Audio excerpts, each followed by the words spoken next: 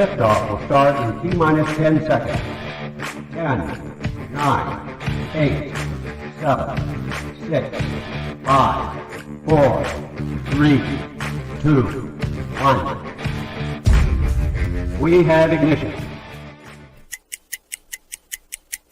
It's time! 17 seconds from Game 7 or from championship number 6. Jordan open. Chicago with the lead. I've got a piece of it. It comes off. The Chicago Bulls have won their 6th NBA championship. Tying run at second, 2 out. Palmero over the head of Jenks. Uribe charges, throws, out! And the White Sox have won the World Series. To the far side around the 8-yard line to Hester.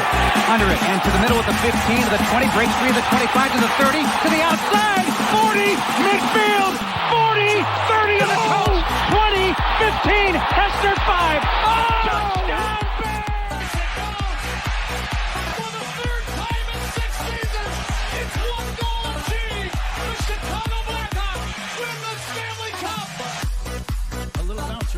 Toward Bryant. He will glove it toward Rizzo. It's in time. And the Chicago Cubs win the World Series.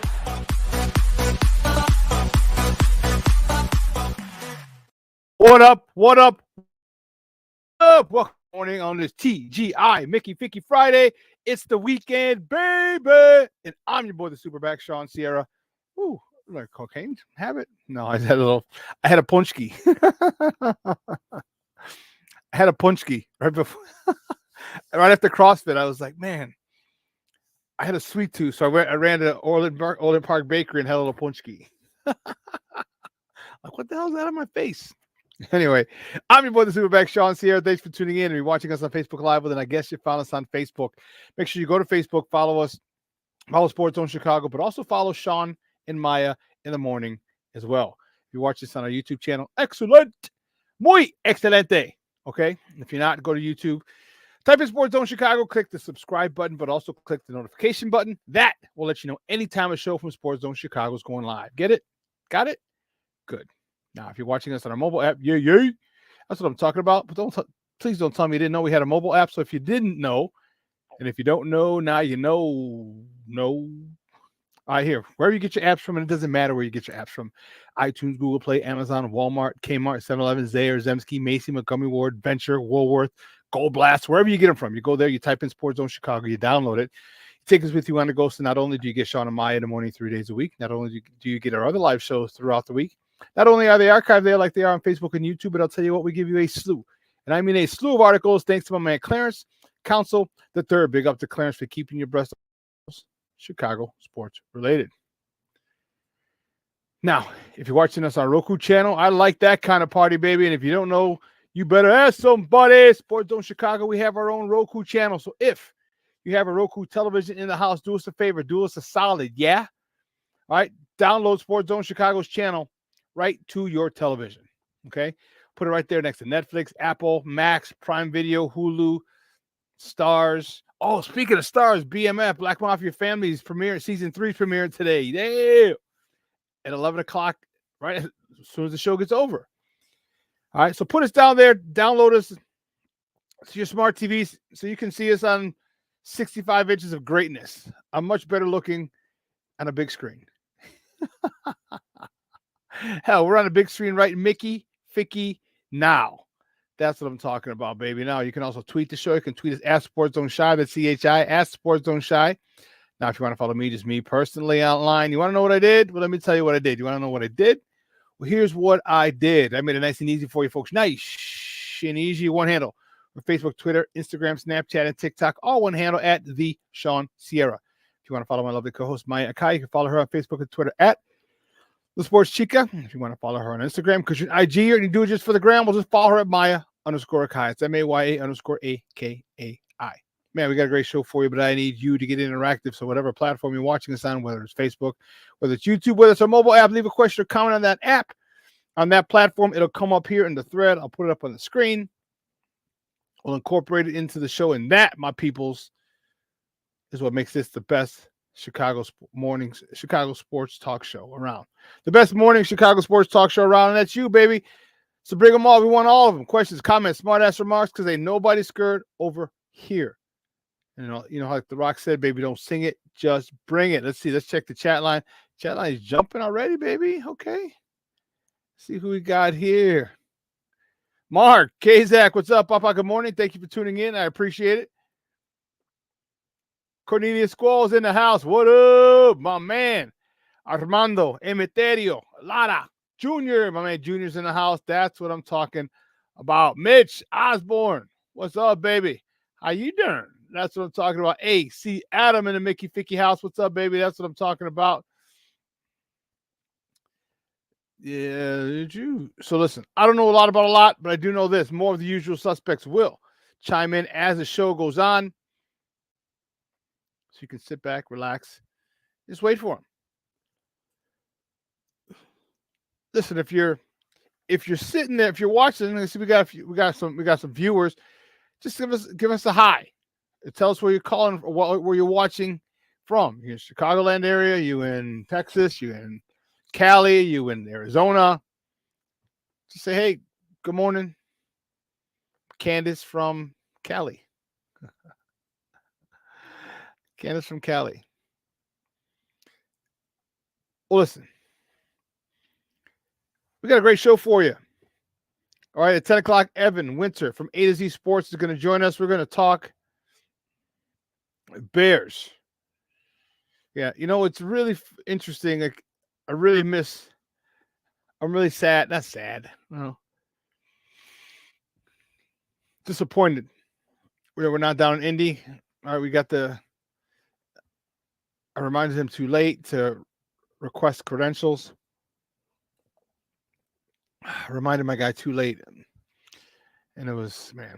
So I got to do a better job. I didn't even know, truth be told. But anyway, my fault. You know, because there's so much going on in Indy right now. So much going on. And just the people watching, like the Super Bowl. People watching Radio Row. You never know who you're going to get. Like, you're just going to see people like, hey, would you like to do an interview with us? That's going to be dope. Don't worry. We'll get there, people. We'll get there.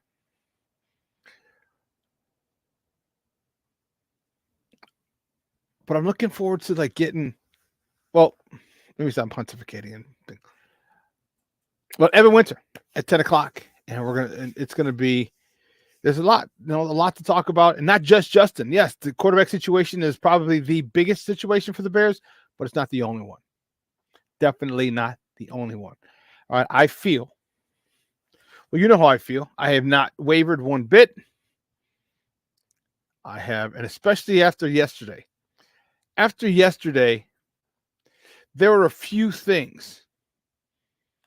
Definitely a few things that were very suspicious. Okay. I love Justin Fields. I want him to stay. And I'm not looking at it through the eyes of a homer. I'm just looking at the eyes of a person who can read people and read a situation well. And I'm getting a feeling that he's not getting traded. And I'll tell you why. I have 4 reasons why. And I'll get those to you. In a little bit. Okay? A little bit. We were talking in the CrossFit today about, I don't know if I got the size of my hands. Like, I didn't realize I have really, really big hands. Because, see, the thing, I don't realize how, like, I'm a bigger guy because I've been around football players my whole life. So I've been around offensive, defensive linemen, tall wide receivers. So I don't think of myself as a big guy. But when you're around normal people, they're like, oh my God, you're so big. And I was like, so I didn't realize it, but it was interesting. Like, I was looking at my hands today. We were talking about it after CrossFit. But anyway, I digress.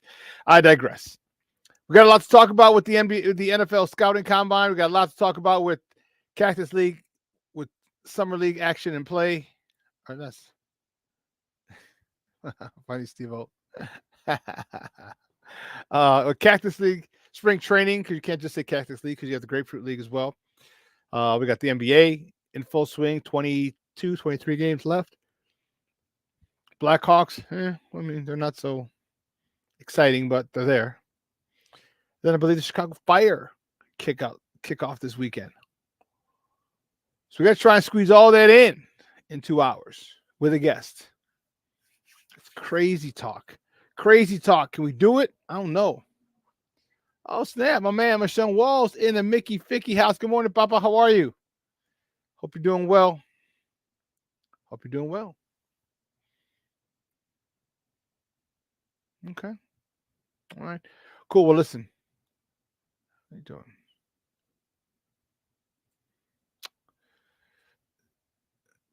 Guys, you know how we do. There we go. Get that off the screen. You know how we do. The first segment of every show is called Top of the Morning.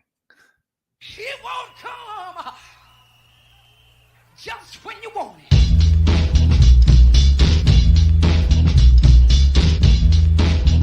Top of the morning to you. Top of the morning to you.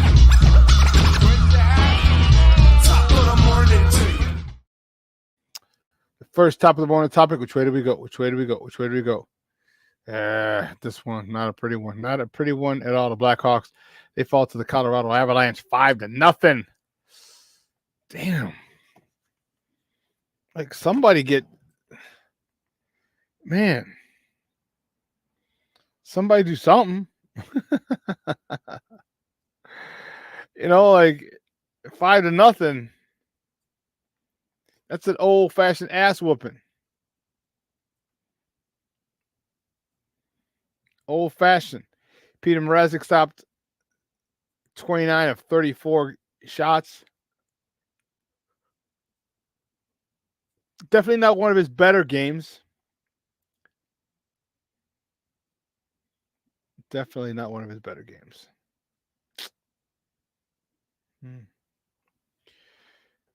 Well, a couple more games left, I guess. Jesus. But that's frustrating. That's rough. And then Saturday they host the Columbus Blue Jackets at the United Center. That game time is puck drop is 7 o'clock. You can catch that game on NBC Sports Chicago or their flagship station, 7:20 a.m. Oh, here we go. Let's see. Oh. Let's see what we got going here. You guys are silly. Silly, silly, silly. In Cactus League action, split squad. The White Sox, game 1, the White Sox beat the Kansas City Royals 6-1. I'd like to see that. I like to see that a lot. Games aren't even close. I like that. I like that from my White Sox. In the second game, game 2, they beat the Seattle Mariners 6-5. Again, I like the fact that they're winning. It doesn't mean a damn thing as far as records or standings or anything. However, these are the important parts. These are the bonding parts of a team. These are the bonding moments of a team.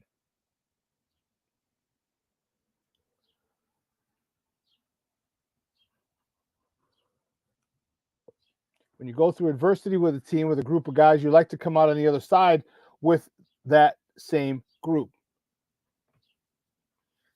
And that builds a bond for those guys. So happy, great stuff. Next top of the morning topic. Oh, the Cubs. Only the Cubs. The Cubs fall to the Colorado Rockies yesterday in Mesa, 10-9.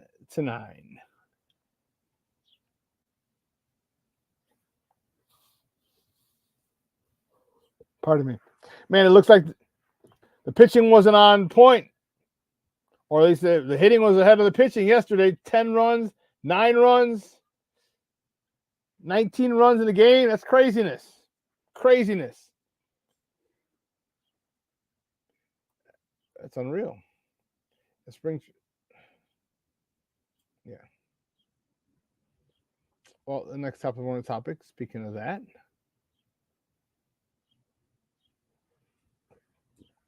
the Cactus League Crosstown Desert Classic. The Cubs host the White Sox today at Sloan Park in Mesa, Arizona. First pitch, 2:05 p.m. And you can see it on both networks, both teams' broadcast networks. You can catch it for the Sox. You can catch it on NBC Sports Chicago, say 7:20 a.m. That's if you're a White Sox fan and want to hear a familiar voice. Otherwise,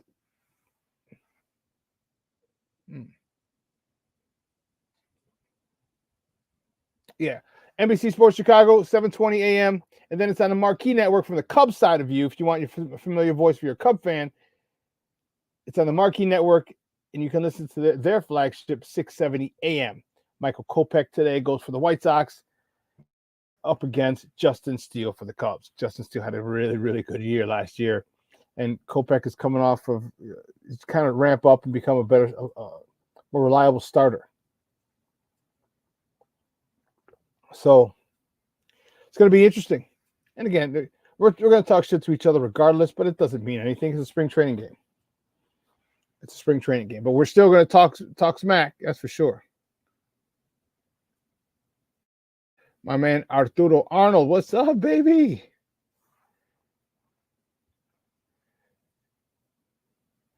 Yeah, Blackhawks going to do a Detroit Lions rebuild lose for 5 straight years. There another Bedard coming out. No, not this year's draft. No, not for another 3 to 5 years.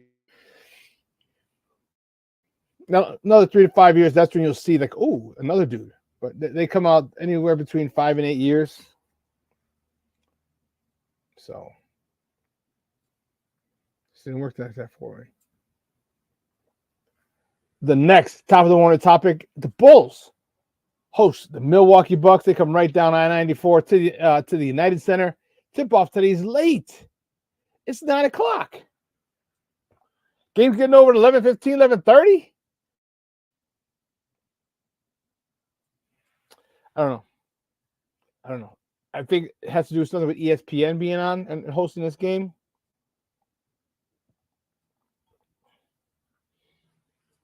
I think there's something to that, obviously. Let's get this game at 9 o'clock at night. And that's not a West Coast game. It's a home game. That could screw us up. That could screw us up big time.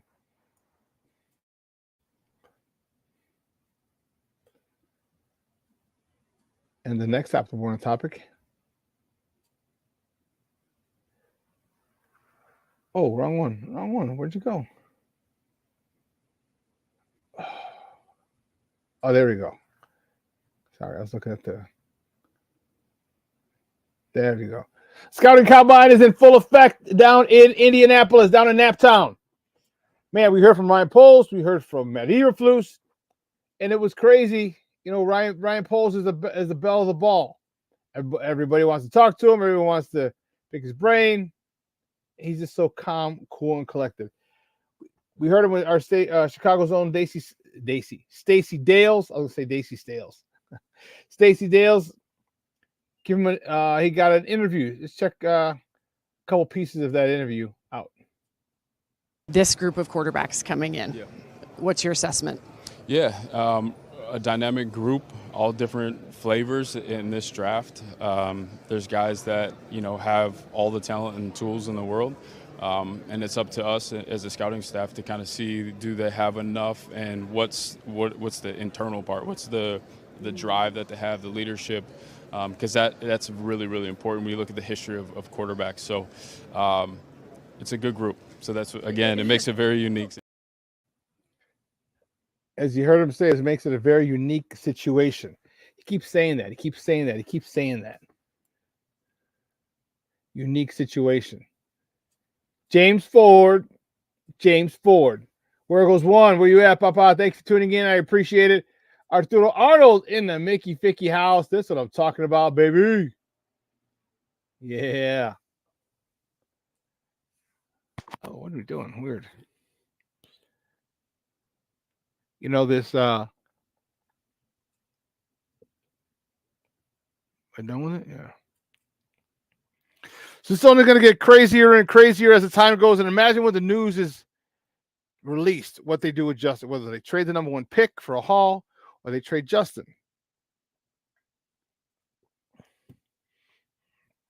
One group is going to be so happy and talking a lot of shit to the other group. Who's not going to be so happy. And then the one thing the other group's going to, I want to see the campaign that they're going to go on when they lose. If they lose. They're going to blame, they're going to call for RyanPoles' head. He needs to be fired. How can you pass over this guy? Blah, blah, blah, blah, blah. Oh, and this just in. This should be a top of the morning topic as well. And this will take us to our commercial break. Caleb Williams said he will not release his medicals. He would not go to the medical part of the scouting combine. Really? Since the combine has existed, every person, not an iota, not one person has declined to get their medical records sent to other teams or just get your medical records, period. Not one. Till Caleb. What's this about? What's this about? Like, you can't start acting a fool now.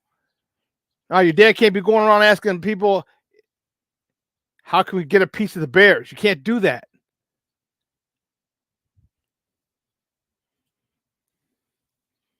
They're new to the learning process. But, man, some of that is, okay, I'll forgive it. Others, I can't. I just can't.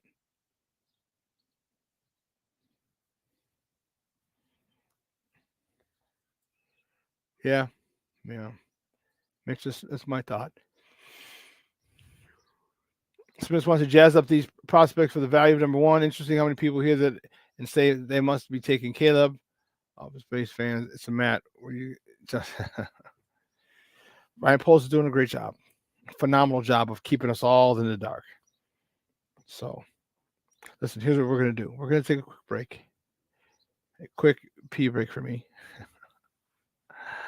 And the other side of the break, we'll have more top of the morning topics. So don't go anywhere, folks. Keep it locked right here. Shawn and Maya in the morning on Sports Zone Chicago. Hey, it's your boy, the SuperBack, Shawn Sierra, and be sure to follow Sports Zone Chicago on all social media platforms, on Facebook, Instagram, and our Roku channel. You can find us at Sports Zone Chicago, and on Twitter, we are at Sports Zone Shy. Also, be sure to download our mobile app so you can take Sports Zone Chicago with you on the go. Time out. How are you feeling right now? Happy? Excited? Angry? Overwhelmed? One of the best things you can do for your mind health is to name what you're feeling. It can sharpen your awareness and help you talk about your feelings with someone you trust. Here are 3 questions to ask yourself. Where are your thoughts right now? In the past, the present, the future? Do you notice any sensations in your body? Is your heart beating fast? Is there a flutter in your stomach? Or are you fully relaxed? What do you need right now? Time with others? Time to yourself? Remember, there's power in this awareness. So find ways to identify what you're feeling today.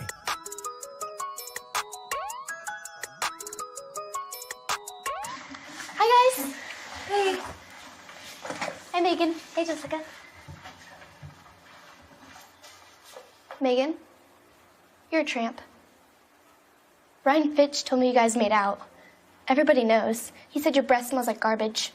And he almost puked. He says you're the most desperate girl he knows, besides your mom. How many boyfriends does she have anyway? Lots? Your makeup makes you look like a clown. That zit is huge, zit face. Ugly.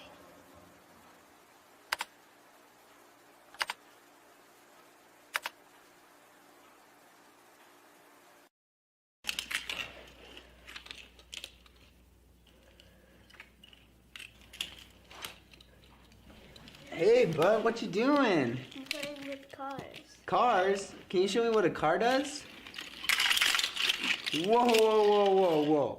Hold on a second. First of all, this is a school zone. So you need to put down your cell phone, stop texting, and let's get to driving. Now you're coming up to a stop sign, right? You need to slow down and stop before you hit that Y line. I want you to look left, right, left. You don't want to get hit by a car going on your left and to your right to make sure you don't get sideswiped by a guy coming from your right. You're coming, and you see a crosswalk. You better slow your horses down because the number one rule of driving is always yield to pedestrians. Now stop, pull over, and you are done driving. Gosh, what do they teach you kids in school nowadays?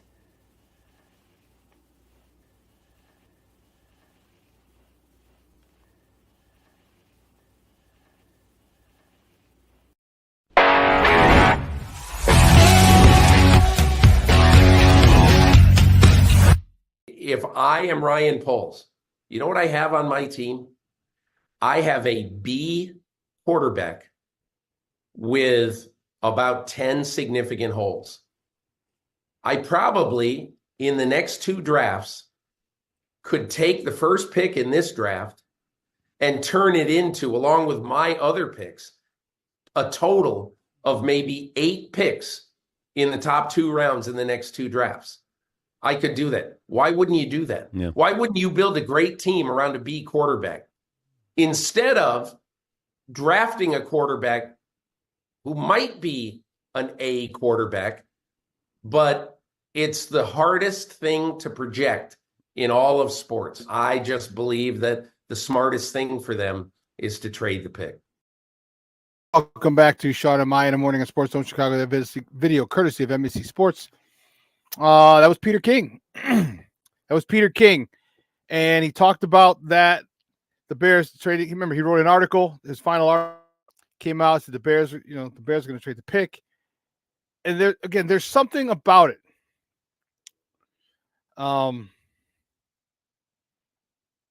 Something wasn't sitting well with me. And then next thing you know, here he comes back the next day and he walks it back and says, well, I didn't. They say, well, who did you talk to? No, I didn't talk to anyone. Now I'm giving my opinion. Okay. But Peter King last year was also the guy who broke the news for the DJ Moore trade. And then he said he came back and, again, tried to walk it back. He tried to overcorrect.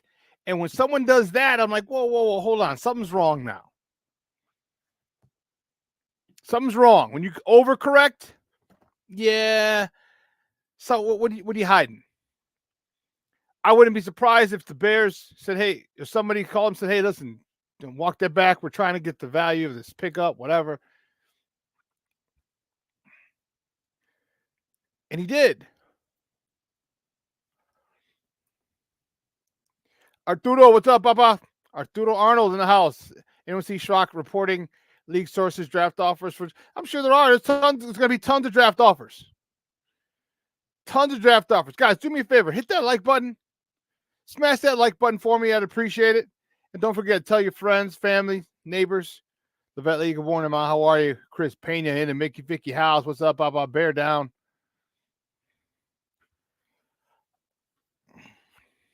Yeah, he's gonna have tons of trade offers.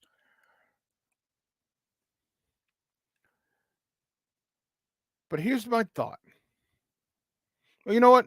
We'll hold off. I'll talk. You'll get my thoughts when we talk to my guy Evan Winter from A to Z Sports. Okay. You'll get my thoughts. And there's 4 reasons. 4 reasons right here. You can't see it. Whoop. 4 reasons why I think the Bears are keeping Justin Fields. 4 things that have happened. Okay.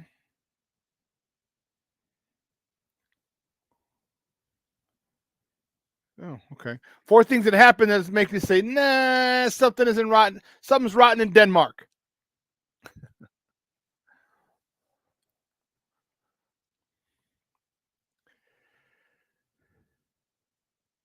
Look, Rappaport's saying no, and he's part of the whole conspiracy. So let's not. He's plugged in. Okay. So when he wants something to go a certain way, he'll tweet it out. Don't get that twisted. All right, the NFL and ESPN are really close. He works for ESPN. Come on. He's no one willing to give the haul. Really? Really? People are going to come up for that number 1 pick. You can get Caleb Williams, yeah. Like I said, I'd say go to Washington and just ask for 3 assets. Your second overall pick this year, 1. Your first round, second pick. It's basically swap spots. I need your first round next year, and give me your second round, my former second round back this year. You can ask for 4, like this year's second, next year's second. That's not asking too much. But then trade down again from 2. That's where you get the haul, because you're going to get another first round pick from someone else trying to get their quarterback.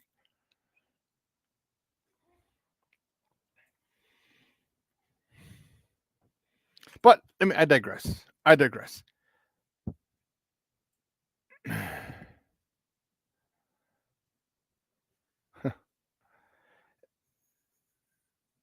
It would seem like that, yes, sir.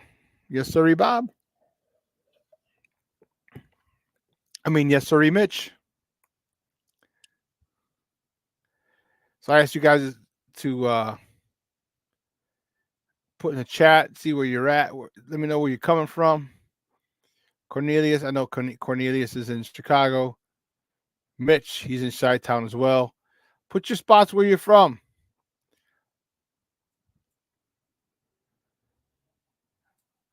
Sean Walls, I'm good from the south side. Yeah. Yeah.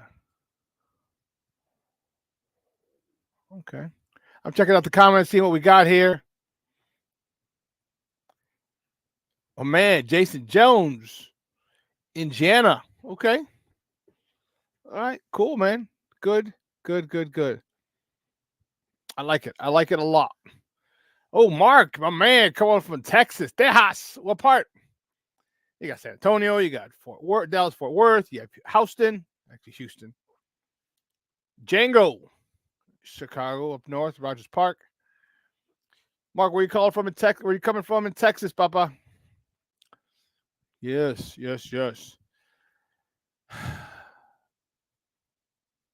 I'm trying to get my flight. I'll get my flight together today to head out to Arizona. So I'll let you guys know on Monday what day that's confirmed.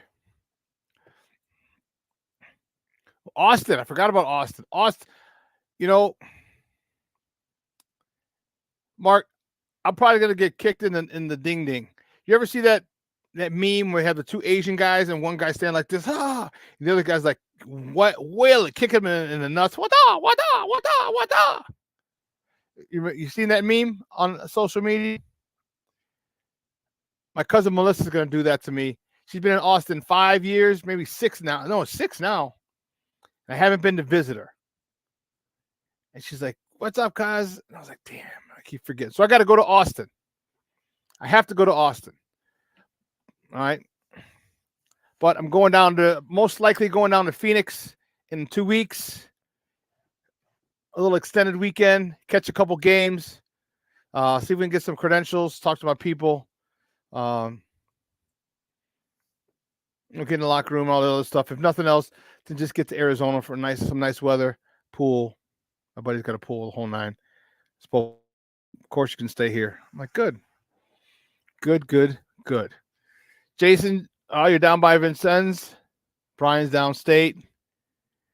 Arturo Arnold, born and raised Chicago until 7. East Coast, Vermont. Woo, okay. Arturo in Vermont. Have you been to Lake Maury Inn? I stayed there when we played Dartmouth my freshman and junior year in Fairleigh, Vermont. Lake Maury Inn. Real quick story. So me and my guy, I met one of the other freshmen who came in my class. His name is Garrett Morris.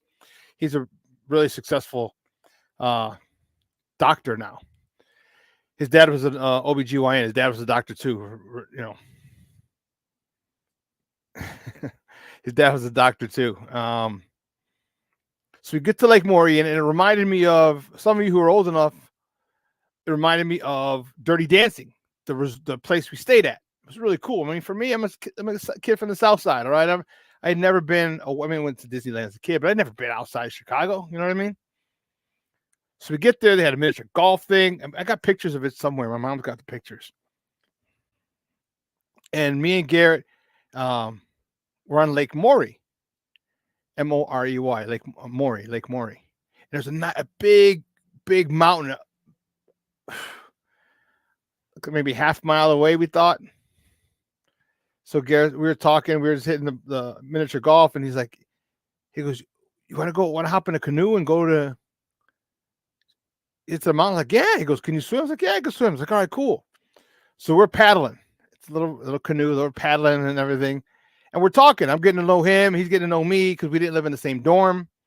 Obviously, I knew who he was because all the freshmen come to school for football. You get there together. Freshmen have camp first, and for like 3 days, 4 days until the varsity gets there. So you kind of get to know. It's just a bonding thing, and so we're talking. We're just telling each other our life stories. He went to a Jesuit school. Goodness, I can't think of it. Was it Jesuit? Was that the name of the school? No, I think there's a Jesuit priest. But anyway, so we're rowing, we're paddling. After like 45 minutes, dude, that mountain didn't get any bigger. It's still like way up. I'm like, what the hell? And then we turned around and look at the resort. The resort was like this big. We're like, holy sheesh. I'm like, yeah, let's the hell with the mountain. Let's just go back and get on solid land. And they're like, yeah, it's cool. So we drove back. So yeah, Fairleigh, Vermont. We went to go play Dartmouth. Wicked Pissa over there. It's Wicked Pissa. Interesting. Cactus League action is going to be fun today. Crosstown, Cross Desert Classic, White Sox, Cubs. Michael Kopech, Justin Steele, up in Mesa, Sloan Park, home of the Cubs. I like stuff like that. It's good. You know, the one thing that I really I'm sad about is my high school buddies. Although one of them I'm going to stay with him when I go to Arizona. But one of the things we did for 6 years straight, when Camelback first opened, I want to say 08, 09. All right. We went to Arizona. There were like 10 of us. Mancation. That was it. Women and children left behind. And it was great because we had my guy Chucky V. Big shout out to Chuck Volpentesta. He took care of all the money. He's like, all right, they broke it down. How much food we're going to leave? How much food we're going to get? The beer. All right. Everything at the house. One of the guys was a chef. He's like, dude, he goes, I'll grill. He goes, so just get all the food you want. I'll just grill it. Like, oh, how much lovelier is that? And it's like, okay, then we got tickets. And what they did, we would always go right around that weekend that I'm planning on going. St. Patty's Day weekend. Or the first weekend of the tournament, NCAA tournament when we went. Always great watching the games. And then, you know, we'd figure it out. Like, okay, here we're going to two games. And then what the NHLs did is they threw the Blackhawks there, I think 2 years in a row. 2 years or maybe 3 years out of the 5 or 6 that we went. The Blackhawks were playing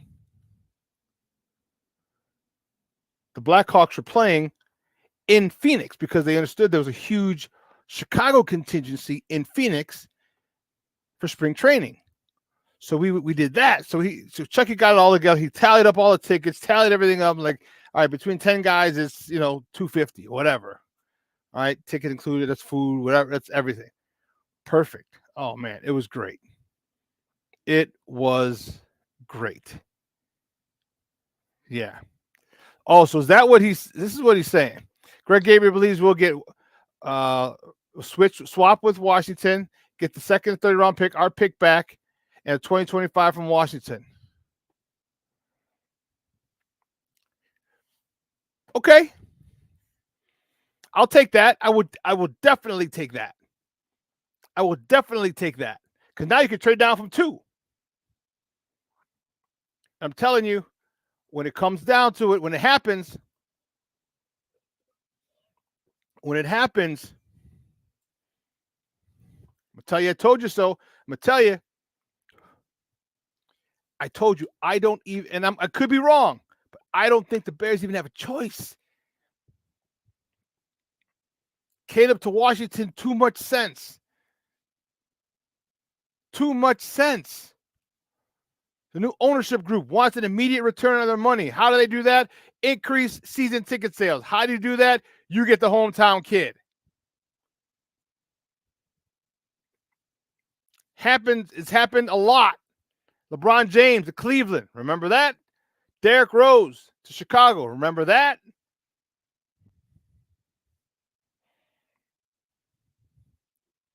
They could trade Fields as well, but I don't think they will.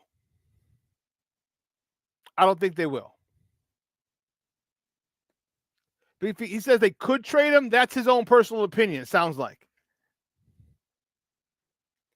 But it sounds like when he says he believes we'll swap picks, get our second back, get their second.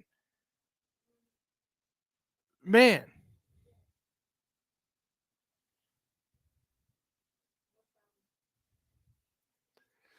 Yeah, why'd you restart No, I don't think you want to restart. Uh-uh. Yep. I think he's informed. He may have lost some of his plugs from the Bears, but it doesn't mean he lost his plug for a lot of other people around the NFL. I don't think he has.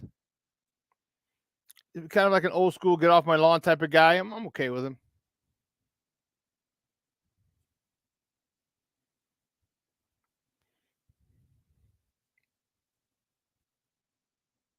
Well, yeah, he's saying he discussed, according to sources, he was on the Windy City Breeze podcast. Yeah, Windy City Breeze. Check it out. Big shout out to them for having Greg Gabriel on. Big shout out to them. Yeah. Look, there's no hate over here, dude. Hey, you want to do your own podcast? Cool, no problem. I got no hate. We're all trying to do our own thing. Okay? We're all trying to do our own thing. We're all in this thing. I got no time for hate. I got no time for it. Okay? Good getting Greg Gabriel. Good stuff. But the Cross Desert Classic's going to be nice. If you haven't been to Arizona, I highly suggest you get to Arizona. Highly recommend it. Get there for spring training. It is fun. It is a break from reality. The weather is usually much, much warmer. Let's see what the weather's going to be like over there today.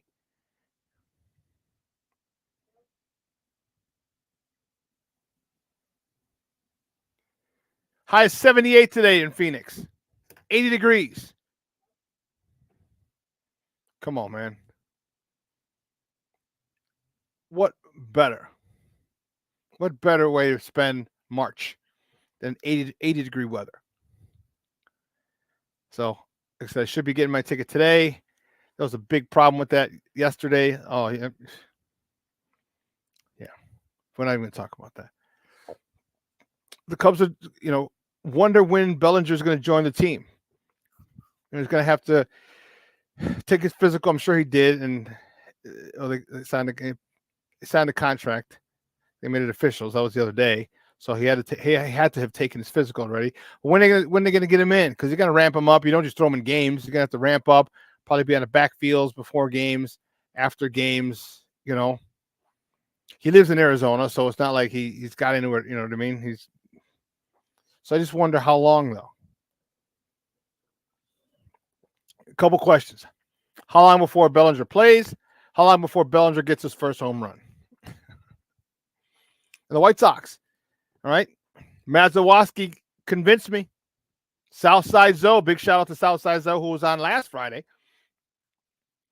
Convinced me to go to opening day. He said, hey, there's no expectations for this White Sox team, but there's plenty of talent here. And I'm like, yeah, you're right. You still have Lou Bob, MVP candidate. You still have Eloy. You still have Yo-Yo. You still have Andrew Benintendi. You still have Andrew Vaughn.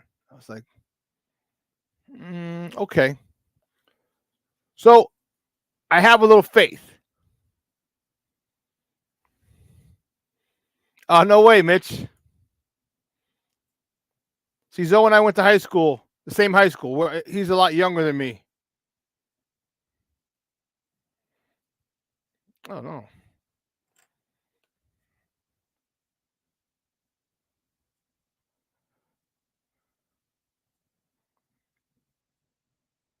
Oh, shoosh. Yes.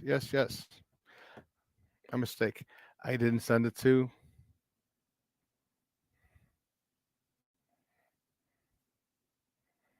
Wow. Craziness.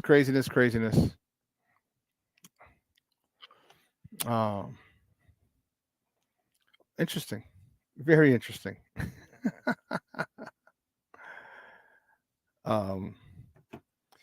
Yeah. So I went to high school with I didn't say that. We went to the same high school. I'm much older than Southside Zoe. All right.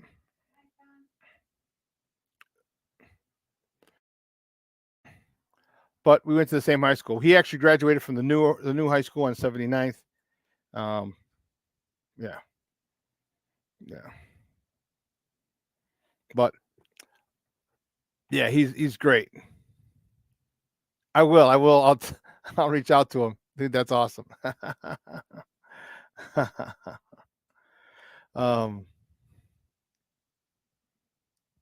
So sudden change, crazy. I forgot that. So let me go back to this. If you haven't been to Arizona, do it. All right, it's fun. It's a time to get away in the cold weather. You can golf. You can gamble. They got talking stick, casino over there. It's just a cool vibe.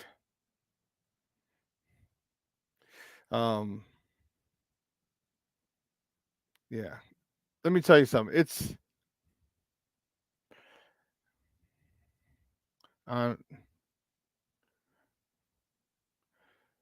yeah. Sorry. I love it. We did it a few times, as I said. So get out there, check it out, sit in the bleachers, drinking a beer. It's just awesome. And then your day is done after like 2.5 hours. You know, with the pitch clock and everything. So you're in, you're out. We didn't have that back then. So, but it was good. We're hanging with my high school buddies. We're hanging with them. We are, for me, it was dope. It was just dope. So if you get a chance, highly recommend that you do. All right, because is that what you asked me? Highly recommend that you do because it's just a way to get away. You know what I mean? A time to get away. Sorry. I gotta do something real quick because my man. There you go. So hopefully I'll be there. And if you got people,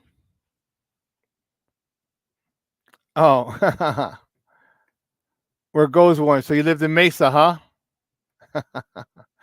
Did you live close to Hohokam Park where the Cubs used to play, or Sloan Park now where they play now? So when I moved there, my buddy moved there. His younger brother was in college. First time I went there was like 97, 98. I was teaching. I just started teaching. And I wasn't ready. I didn't understand how exhausting and taxing teaching can be. So his younger brother went out there to Arizona State, and he told my buddy didn't graduate school. He went to Eastern, and so he's like, "Well, come on out here." So he moved out there. He didn't go to college. He started work. Well, he went to Arizona State, but was taking like the bare minimum amount of classes that you can take to be enrolled, like 1 or 2. I don't know. But he was working as a bartender at the Famous Door in Scottsdale. So the first time that I went out there, I was exhausted for spring break. Man, he's like, dude, I got to work. I got to do this. I was like, bro, don't even worry. I said, I'm good, bro. I slept all day for a week. Like I didn't get up till like 2 or 3 in the afternoon, and he got home at 5. I'd get up with him in the morning. You know, he'd get ready. You know, it was me, him, and it was him. He lived with him, his brother, and they had a guy named Thiago, a little Brazilian jiu-jitsu guy who's about as tall as this freaking tumbler, and like the baddest dude in the world because he's like a jiu-jitsu master. He was about the kid, that guy who's that little, like 5'6", was a bouncer at bars, and people would try to test him all the time, and he would jack him up. But anyway, I slept the whole time, but it was just awesome. It was great. And when I first got there, I'll let you know the last story before we go to commercial. So we get there, and his brother picks me up. My guy Bob didn't pick me up. His brother picked me up. His brother Mike. And well, they said didn't bring his swim trunks. We're going to swim in over it, you know. And I was really big into swimming back then, a lot more than I am now. So I had the trunks. He goes, "You have your trunks?" I'm like, "Yeah." He goes, "Cool. We're going to go swimming." I was like, so we get home. I drop the stuff off. I get my trunks, and we head over to Arizona State, which is literally like a 7-minute drive, 8-minute drive, close to campus. And he's like, and I'm looking. Mind you, I'm coming from Chicago. It's cold. It's April. I think that's when they have the spring break. And I'm like, I'm looking for the building. He's like, "Yeah, we're going in here." And that's odd. That building looks kind of small. They have a pool in it. And I'm like, damn. So we're walking in, and I don't see a lot of building. There's not a lot of building. And I'm like, "Mike, is the pool in the basement?" And he laughed. He's like, "Pool in the basement?" I was like, "Yeah." I said, "Where's the pool?" Like, he goes, "It's outside." He goes, "Dude, it's 80 degrees out." It was like 80 degrees, like 7 o'clock, 8 o'clock at night. I'm like, duh, it doesn't make it. Apparently so. So we swam outside the first time. I'm like, dude, that was so crazy. That was so nuts. I completely forgot that it's Arizona. I'm coming from the mindset of Chicago. It's cold. You got to swim indoors at that particular time. Boom. Dude, it was but yeah, Arizona's an awesome time. Yeah. Well, listen. Let's take a quick break. And on the other side of the break, we did a sudden change. I forgot we double booked. So we're going to have Glynn Morgan from NBC Sports Chicago. We'll get Evan next time. Next week, we'll have him back on. Yeah, so I'm excited. I'm excited to talk about this whole scenario. So listen, stay here. Don't go anywhere. Keep it locked right here. Shawn and Maya in the morning on Sports Zone Chicago.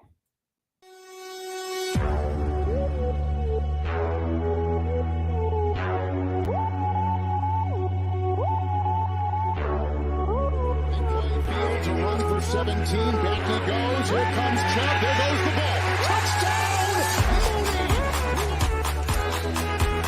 Jones about at the left tackle. Time for Fields. Now he'll accelerate to get the first down. Great tackles, and he's off to the races. Oh, he got a terrific block. For every generation, it has started with the call to serve. Discovering the purpose and the belonging earned with the title. Learning to dig deep and push through adversity together. Defending our nation and its people. It is a life of great worth and reward. But Marines are never really finished serving. Their commitment comes full circle, visible in communities across our country. This is Semper Fidelis, always faithful, always Marine, marking a path for the next generation. So I've come up with the family emergency plan. Great. What is it? It's difficult to talk about, so I'm not telling you. How will we know what to do? You won't. I'm so glad I won't have to remember anything. And me too. Thanks for this, sweetie. Talk to your kids about who to call, where to meet, what to pack. Search Ready Kids at nyc.gov or call 311. This year, my mom got me the perfect bag for back to school. These colorful binders help me stay organized. These headphones are just what I need for studying. These new sneakers are just what I needed for the new year. This jacket is a real must-have. My parents got me the skateboard I wanted. It's pretty cool. These scissors really come in handy in art class. These colored pencils, too. These new socks, they can be a real lifesaver.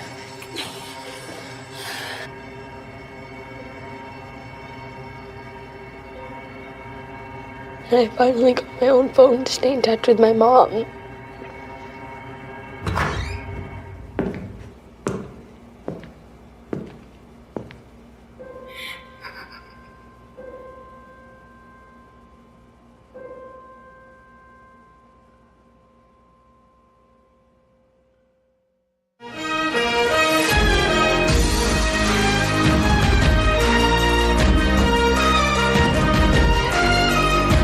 The number one question is is Justin Fields. Yep. Where do things stand? Yeah, so the one thing that's important for us is just continue to communicate and be transparent with Justin, and we'll continue to do that with him and his team. But we have to be open-minded about everything. What you do appreciate about Justin is his leadership, his mindset that he's had over the last 2 years. Things have not been easy, but his stability, his confidence in himself, his leadership has continued to grow as we've gone along, and that makes all of these decisions so complicated because I care about the guy a lot too. So I mentioned it before, no one likes to live in gray, right? You want to know, where am I going? Am I staying here? All of those things. So we'll continue to communicate, but he has done a great job just getting better every single year we've been together. Welcome back to Shawn and Maya in the morning on Sports Zone Chicago, the video courtesy of the NFL Network. That was Stacey Dales asking our mans. That's our mans and them. RyanPoles, point blank, where does that stand? And he said he wants to, get this over with soon. For Justin's sake, for the sake of everybody else. I mean, it's understandable. It's understandable. You want to move on. You want the player to know exactly where he's going, because it can be frustrating. I can't even fathom how that would feel. I mean, I can fathom being cut. I was cut when I was in Italy. That sucked. That really sucked. That hurt me big time. That took some of my soul, and it wasn't because I wasn't even good. It was. That's another story for another day. Man, let me tell you that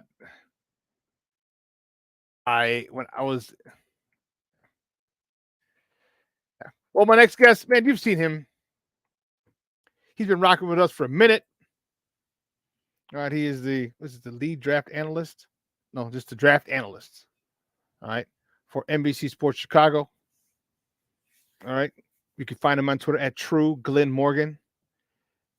Guys, just welcome back to Shawn and Maya.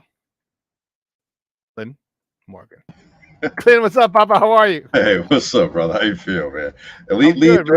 Lead draft analyst. Sure, I'll take that. I'll take anything that brings any kind of title and stuff with it, man. It sounds important, like a lead draft analyst, senior draft analyst. Like, whoa, hey, easy there, big guy, Mr. Important person over there. Oh man. So there's a lot of rumors going around, a lot of this. Everyone's just saying it's a foregone conclusion that Justin is gone. Your thoughts? Are you on board with that? I know you're Team Justin. We've talked about it. You made no bones about it whatsoever that you want Justin. It makes the best decision. It makes the most sense. Are you thinking that are you conceding? No, it's political race. That's about where I'm at right now. Give you a concession speech. Yeah, I'm at the concessions part of this journey here.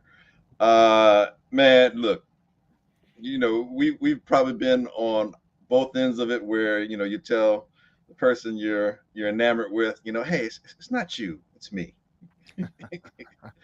Or as you were just referred to, when you've been let go. I've been fired before. I've been let down easily. Hey, we really like you. You're a quality person. We value. It's just, it's But it's the finances of the situation right now. We're just gonna have to, let you go. Great luck, good luck elsewhere. I'm sure you'll catch on somewhere. You're a quality individual. I mean, that has all the intonation of that right there. Everything Poles has been saying pretty much since he's been at the combine, and it sucks. It really does, because I was, well, you don't know. I'm as I say this, how could you know? You weren't in the car with me. I'm driving. So I'm dropping my daughters off, and I end up calling my best friend. We've been friends since we were 5 years old. So talking, about a half a century of friendship there. Wow. And awesome. And I'm like, dude, like I'm pissed off. And it's not because I know people are gonna say, oh, you're part of the Justin cult or Caleb cult. It really, come on, I'm too old for that. Okay, it's not that. It's about the situation, and I realize just life ain't fair. Really, Justin is a man out of time. He was in the wrong time. He was in the wrong place at the wrong time, and time ran out on him in his current contract.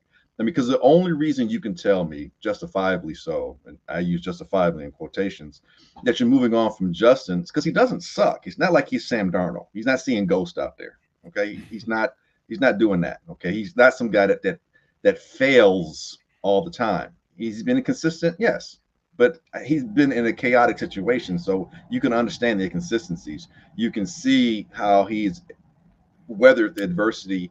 And if anything else, the fans that are riding with Justin are doing a lot of it just out of respect for the fact that this dude was a warrior. And I hate to use that term because it's not war. I get that. But my point is, he battled through a lot of adversity, and he did it with his head up. He didn't complain. He didn't moan and groan. And you, the collective fan that's on Justin's side, was starting to see a light at the end of the tunnel. Now, there's no doubt that there are things he has to improve on. I mean, even Mahomes at this stage still has things he has to improve on. So that's always an ongoing process. And there are things that he needs to do to become more consistent. And that's where it says, to me, help him out. Invest more in him. Invest in him. Don't just say, well, what you got? It's not good enough. We're going to move on because you see something else somewhere else that you think you can get along better, faster, quicker. And that's still speculative. That's not a guarantee. And so it seems unfair. It seems as though he was asked to carry the shoulders of an organization that wasn't prepared to have him, the failures of the previous regime, and now the inefficiencies and impatience of the present regime. And somehow that's Justin's fault. And now you hear people say, well, the Bears aren't going to be able to get any value for Justin, or what they feel is quantifiable value, because he's not that good. Nobody wants him. That's not true, and that's disingenuous. And you're not taking the whole situation into account. Justin's contract is working against him more than anything else. The fact that if a team gives you, by you, the Bears, draft picks, that means they're going to more or less say that Justin is going to be the one they're going to rock with. Otherwise, why are we giving him assets if we're not going to rock with him? And rock with him means once that contract is up, you pick up his 5th-year option. Because again, he's still in a contract for a year. He's still very affordable. This is still his rookie contract. Yeah. Next year, if you pick up his option year, that jumps up about maybe 2.5 times more than what he's getting paid now, but still very affordable. Or if you decide that you don't want to pick up his option year, if the team that you are traded for Justin, then he's out in the free market and he's going to cost more. Or so teams have to make a financial decision, just like the Bears, quote unquote, have to make a financial decision. But the Bears don't have to invest picks to keep Justin. They can actually do the opposite. They can get a whole bunch of picks that would do right by him. And so it just seems so much disingenuity running around the course here, when a month or so ago or weeks ago you hear, man, if he goes to Pittsburgh or Atlanta, they should be really good right away. Well, okay, why is that? Why would they be really good right away? Why would they be playoff caliber if he doesn't stay here? Well, because they have pieces in place, which is what we should be trying to do. So that's why I'm pissed off. That's why I'm frustrated. It's not because, I just, playing at the altar of Justin or anything like that. Again, I'm too old for that crap. Let me brighten your day. You You having a bad day, boss? I got Yeah, you, bud. I yeah, got you. yeah, I I'm got a you. little Don't even salty trip. right now. Okay, there were, first of all, it's lying season. Okay, we know that. Yeah. Can't Okay. listen to what people say. So here's the first reason. Peter King. Okay, Peter King, we all know, just retired this past week. 40-something years in the biz. Okay, hats off to him. In his final article, he wrote, Bears are trading that number 1 pick. Don't know. Then the next day, he walked it back quick, fast, in a hurry. Well, no. Well, I didn't talk to anybody. Last year I was there. I had a 45-minute conversation, and it seemed to me that he was overcorrecting. Something's wrong there. He got a phone call, I would imagine. He got a phone call. I'm like, okay, because we remember what happened with what's his name, Colin Cowherd. Okay, puts that out. We think he got a phone call from Caleb's people. Say, hey, dude, don't say we don't want to play somewhere. Whatever. Okay, that's reason number 1. Reason number 2. I'm typing it up as we. Reason number 2. Justin's the problem. If Justin's the issue, okay, why would you fire the entire offensive staff?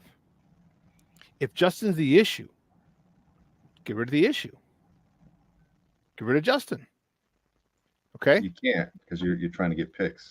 You can fire staff. You're not losing any value in terms of compensation, be it collateral, draft collateral is what I'm saying. So you can fire that staff, and it's just not going to hurt you any. As opposed to letting Justin go. But you're keeping. But you didn't have to let him go. You would have kept the staff. You would have kept the staff, and you didn't have, and you could have just gone still played this whole thing out, but kept the staff if you thought that Justin was the issue. Okay. Here's reason number 3.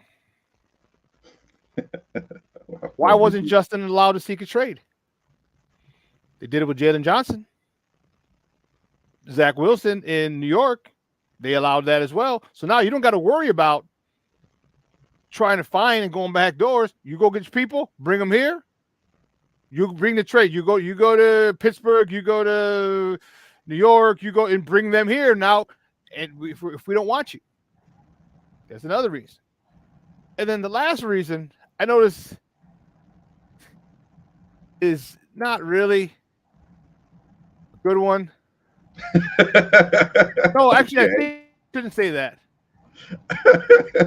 Where's Justin? Where's Justin now? He's out of the country, I believe, right? Isn't that odd? Not to me. Isn't that odd? Because if you're most time, and you can go anytime you want. You can travel anytime you want because you're a multimillionaire. I get it. All right. Most times you go on vacation like right after the season, a week or so after the season. All right. Just usually with the wife and kids, we know Justin's not married. He doesn't have any kids that we know of. But it's kind of ironic. Hey, that's my thing. Whenever you have any kids, like not that I know of, but when all these things coming around, all these rumors, all everything, and people, he's just conveniently out of the country. I'm not buying it, bro. I'm not buying it. I'm thinking that the fact is that he's driving up the value of this pick. The more someone values it, the more you're going to have to offer. If you want that, the more you feel you got to offer for him to come up off it. Those are my things. And the staff, to keep firing the offensive staff and not allowing Justin to go.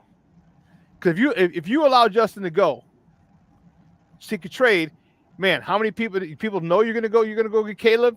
They're gonna say, damn, well, we still want that pick. I think RyanPoles is extremely shrewd, thorough. And it's going to involve a lot of people. But those are my reasons. I see you're like, how can I say it? And I'm not knocking the reasons. No, I don't care. I think No. I'm saying, look, it's as valid as it's as speculatively valid as anybody else's reasons. You see what I'm saying?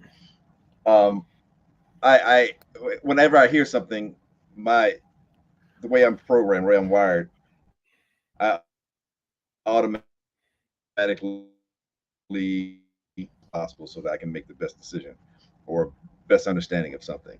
So when I hear that, I think like, okay, so as you're saying that, I'm saying because you're asking the question, why this, why that? So I'm like, okay, so my answer would be maybe they didn't know enough about Caleb to come off of Justin, and they needed more time early on. And as they grew closer, as the time grew closer to this, and they got to speak a little bit more with him, or they found out more information as they were doing their vetting process, they became more and more comfortable with the fact that we should go this way. So I think it was a time thing, as opposed to why not sooner move off of Justin. And now it could be that it's too late in the game in a sense to allow Justin to kind of try and find something, because it may somehow or the other look stereotypish on that part, or just kind of just weird, or just off kilter, or I want to have as much control as I can possibly have, and I don't want anything messing up these deals that's being Poles. And I won't put anything past human nature. It could be just damn good old greed. I want my cake and eat it too. So I want to be able to control any and everything. I don't want anything out of my purview, because I don't think he's necessarily a control freak. He doesn't seem to be that kind of persona. But the more you keep things tightly connected, the less loose that situation can become. So that's kind of where everything you're saying there, I get it. And there's some good questions to ask. And if I were Tucker Carlson, I go, so why is it that we can't do this? Or why is it, I do the Tucker Carlson voice when you start asking questions. Why is it? And we ask That's the question. why I think Justin's on vacation. Justin might be the weak link. Like, so listen, you go on vacation, you say you're on vacation.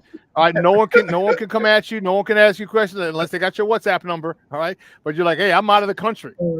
He's not down in Florida, he's not down in Texas, he's not in Arizona, he's not in California, he's not even in the Caribbean. You call that mug in the Caribbean. He's like, oh, I'm sorry, I'm in Europe. I'm in Italy.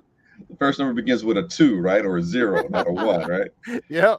I'll put it this way, man. I as a person who wants to have things done right by Justin, and to me, being done right by Justin is invest in him. To me, that's the ultimate way to do right by him. But aside from that, I any inkling of a hope for me to have things play out a bit more fairly, and I really just want to see him get an opportunity. Really, it's a young man, 24 years old, through no fault of his own. He was put in a really bad situation, and he's being more or less put out to pasture because of things not completely in his control. Yeah, he could have played better, but how much better was he really going to play in that situation? When you're not coached well.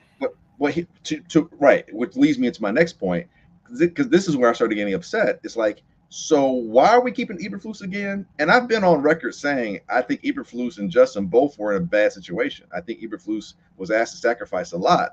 But why are we keeping Eberflus if we're going on from Justin? Because weren't you the same guy? By you, I'm talking about Eberflus. Weren't you the same guy that were in charge of a lead where you had 3 games, and those 3 games in the fourth quarter you had a better than 90% chance of winning?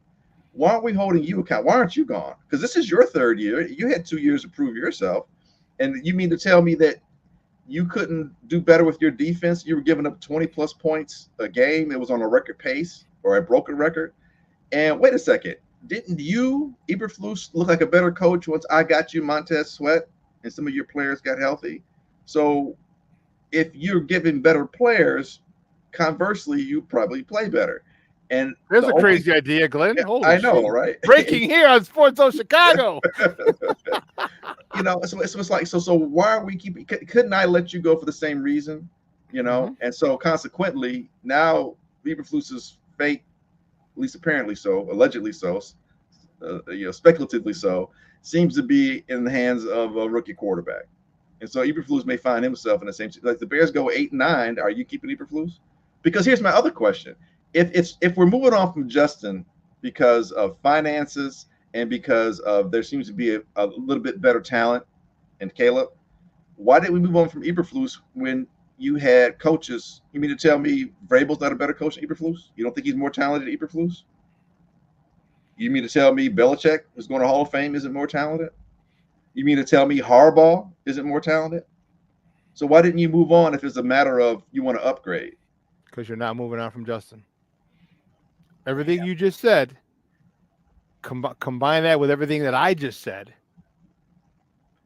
Yeah, well, everything you just said, combine it with everything I just said, and all of a sudden now you look at this thing a little different. Like, well, damn it, you're right. Because you're right. You know what? But you know what? Why keep him? Start completely new. You know what? Right. Dude, there had to have been, and guys, we're joined by Glynn Morgan, lead senior, no, NFL draft analyst at NBC Sports Chicago. All the above. No, I said D. David. Oh, D. D. David. All the above. You gave me all them choices. ABC. I'm like, it's D. All the above. He's a draft analyst, Bears draft analyst at NBC Sports Chicago. We're talking Bears football here on Shawn and Maya in the morning on Sports Zone Chicago. But all those things, dude, combined, it makes sense. Now, when you start saying why did you do this? Why did you do that? Why keep it? And then all of a sudden, yeah, but then why not keep why'd you get rid of the staff? Why did you now allow him to get a trade? Because the most important thing, you allow him to get a trade. Again, all these things, because the Bears even did it. Not even Zach Wilson. Zach Wilson got to do it in New York. They told him, go find someone else. That would be, if I'm going to do right by you, I'm going to be like, hey, listen, you go find something and we'll holler at you. All right. We'll let you go out and get your stuff. Let your representation go out there. All right. Find someone and it'll be a spot that you want to go to. That's doing right by somebody. I'm sorry. With Zach Wilson, it's like, look, dude, you can't get out here quick enough. Go, man. get as much help as you can to get the hell out of here. Matter of fact, please bring us someone so we can just trade you. Right. Don't let the door hit you. Like, why are you still here? Look, I told you, go find somebody. Go, man. Go. Go out the door. So it's going to be, people are going to be upset. And you know what? I'll have to eat a lot of shit, a lot of crow if they end up trading them. And I'm okay with that. But there's just too many things, dude. And my thought was they had a conversation because when Eberflus was hired, all right, is upfront as transparent as Poles is with us, the fans and the media. You don't think he was like that with Eberflus, saying, "Hey, listen, bro, I'm gonna tear this shit down. It's a knife to your gut because you're a defensive coordinator, and I'm ripping this defense apart." Right. All right, you take that. I'll take the heat for that.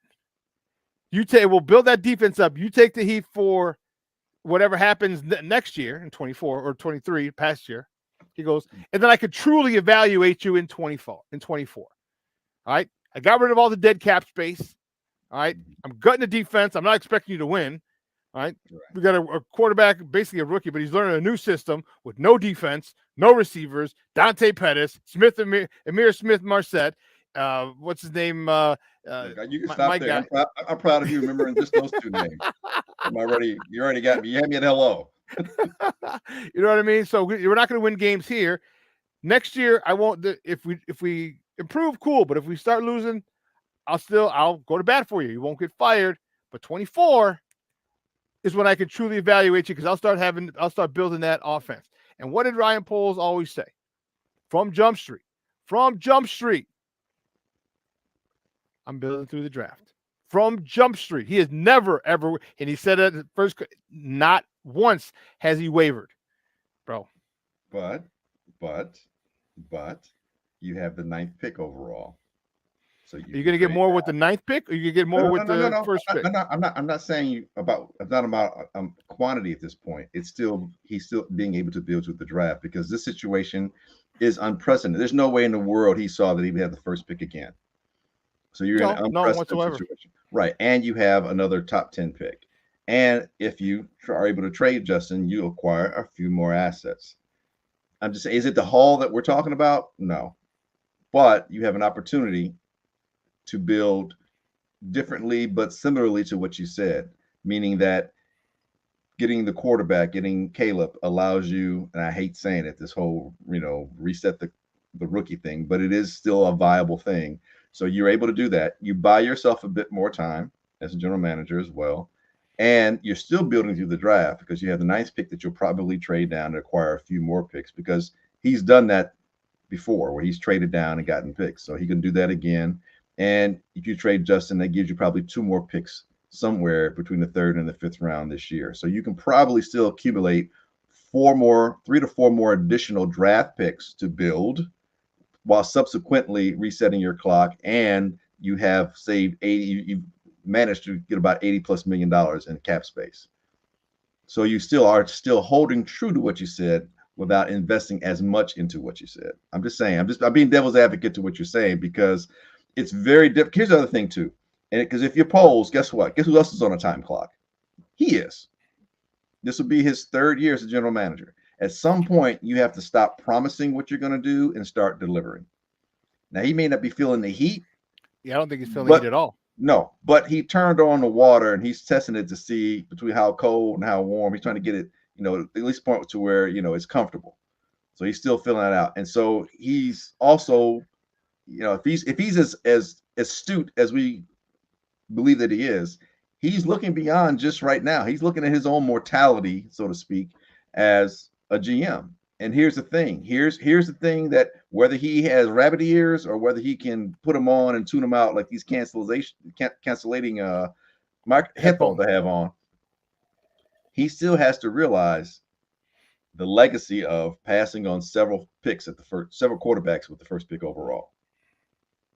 Now, arguably, I would go to bat for him. It's not going to mean anything when it comes to his coaching or his GM life, because I can't get him another job. But I would go to bat saying, I get why you did what you did. Because you look at the picks, like, who out of Justin's class is killing it?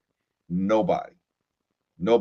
Lawrence has had outside of Trey Lance, Lawrence had the best situation for the most part in terms of talent around him. Right. Yeah. Now, his first year, the coaching was ass the first year, but then he got better coaching. But he's had a lot of talent. He came in having talent, right? He came in having talent. Has had the best situation, and things worked against him. His health situation, blah blah blah. Mac Jones had a decent one, and then it went from decent to just crappy. And he's an average quarterback, in my opinion, anyway. Should have been a first-round pick to begin with. No. And then you've got Justin, whose situation has been chaotic from day one. So none of those guys in that whole draft class, and that was 5 quarterbacks taken before the 20th pick, and nobody from there is killing it. You look at the pick, Kenny, the draft class that had Lamar and Allen probably doing a lot better, but the guys at the top of it not killing it. Baker Mayfield's on his 4th team. Darnold's on his 3rd team as a backup. Rosen's been out of the league for a couple of years now. So Allen and Lamar are doing the best. And to me, that and why? Yeah, I'm sorry. Go ahead. And to me, if you look at those guys, everybody in that class had guys to develop them. All right, Josh Allen remember, it wasn't even his first year. They wanted him out after his first year. They were trying to run him out. Bills Mafia was trying to run him out, so they got Brian Daboll. All of a sudden that changed. And now look, he's still good, don't get me wrong, but he's not as good now because Daboll's with New York. All right. So you look at all the people, Lamar, they had their whole coaching staff went back after the first year. It wasn't even him. They didn't get a new coach. Like, let's go do what he did in college. And they transferred that whole and got concepts and plays and stuff like that. So they made adjustments for them. Look at all the players in Justin's draft who went to crappy situations. Mac Jones, dude, you see who developed them? Like, the guy was a special teams coach. The guy was a defensive coordinator. And you have him developing a quarterback? Coaching matters. Come on. It does. And that's the crazy part. But again, all that still leads to me saying, because RyanPoles is not on the hot seat at all. All right? Because this had to be his plan. So he had to tell them, look, I'm going to tear down his defense. I'm going to build it up in the following year. Okay, here's what's going to happen. So I need to work. I need at least 3 drafts. At least. This is going to be his 3rd draft. Yeah. If his 3rd draft, did you see the piece with Peter King before you came on? I've read it. Dude, I hear you, but it's the reality of. Look, man, You know what? You know what it is, Glenn? You're over there with all those people who are, hey, Justin's a bum. Justin kicks dogs. Justin's a bad person. Justin doesn't even love his mother. Justin, they like him. They just don't like him. They like him. They just don't love him. That's the tonality. They like him. They just don't love him in terms of this is why I tell you, football guys. All right. And sometimes even football guys, if you're a meathead football guy, you're along the same like, he's terrible. You hear these guys like, he has no coaching. And when people claim, well, what does Justin need? Does he need all pro wide receivers? Does he need to look what happened in college when he had top-notch talent? He went to the Natty. He went to the national championship game. So here's a crazy idea. Put top-notch talent around him and see what he can do. Well, Patrick Mahomes doesn't need it. He's not Patrick Mahomes. Patrick And Mahomes if you, had for it starting me, out, though. Pardon? Patrick Mahomes had it starting out, though. Bingo. That's, again, remember did I pull up the stat with you? Let me see if I still have it. When 5 years before, no, I think I deleted it. It's on my phone. The 5 years before Patrick Mahomes took over, okay, that's the key thing. Did he just come in and all of a sudden now the Chiefs were amazing? No, the 5 years before, they were 11-5, 9-7, 11-5, 12-4, 10-6. Yeah, they were playing. He didn't come in and all of a sudden make him a world championship team. No. He was the final piece. Yeah, cherry on top. Cherry on top of the sundae. But they had the team. And and RyanPoles has seen it. He's seen that. He knows it. He was part of the staff that drafted Mahomes. And they had Alex Smith. And man, I'll tell you. But here's the thing. Right there, what you just said. He's seen it. Now, what else did he see?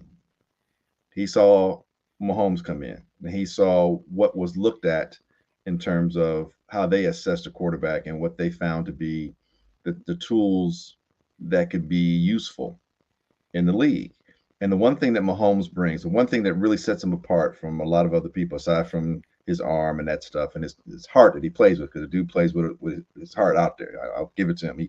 He is a true competitor. Aside from that, the elasticity of his arm, and not just the arm angle, because everybody can drop the angle, it's how he manipulates the ball. And it's almost like, for example, I say if you bring baseball in to understand what I mean by manipulating a ball, whether you're able to throw an off-speed pitch a certain kind of way, or more specifically, there are people who throw fastballs, like Josh Allen, and then there's people who throw fastballs where it's just a straight line fastball, but then there are people who have fastball has movement on it. You know what I'm saying? And that's the difference. Like his fastball has movement on it. And only that, but he's creative in what he does. There are times where he's running and on a dead stop, he'll throw it a certain kind of way that no one can see coming. Not to mention the no-look pass type kind of stuff. And Justin, for all his athleticism, and athletically, he is a phenom. But when he comes to throwing the ball, he has to have more straight line vision to throw. Now, Justin on his deep balls is as good as anybody in the NFL. One of the top 3 best deep ball throwers in the NFL, hands down.